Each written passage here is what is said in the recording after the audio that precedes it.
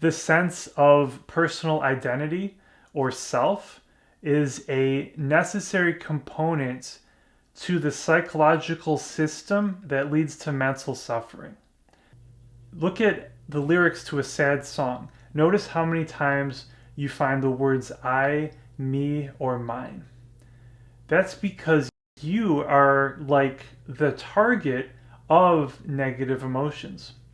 One consequence of this is that if your sense of self decreases, then your capacity for negative emotions also decreases.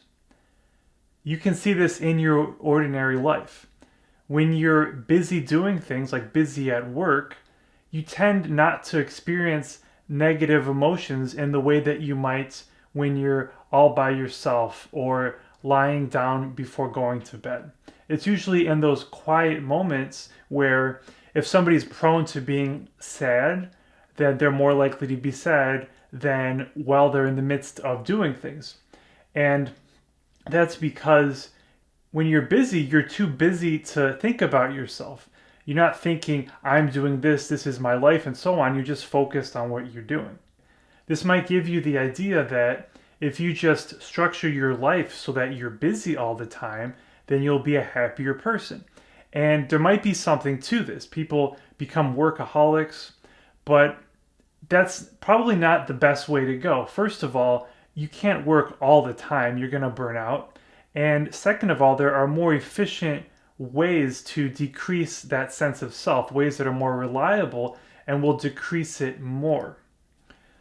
That alternative approach is to do meditation. When you combine concentration meditation with analytical or philosophical thinking, you can reduce that illusion of self in a much more consistent way than with just being really busy. If this is something you're interested in, the first step is to create a habit of daily concentration meditation. The most common form of this, the one I do, is mindfulness of breathing. You can look up online how to do it. Choose a time that you can commit to doing it every day. It can be as little as 10 minutes or as much as 2 hours if you're retired or something or just have a lot of free time. What this does is it trains your ability to pay attention to things, and then that on its own can attenuate or decrease your sense of self, but more importantly, it gives you the mental bandwidth to do the more analytical meditations in the future. Establishing that habit is the first step in eventually realizing the illusion of the self and all of the psychological benefits that result.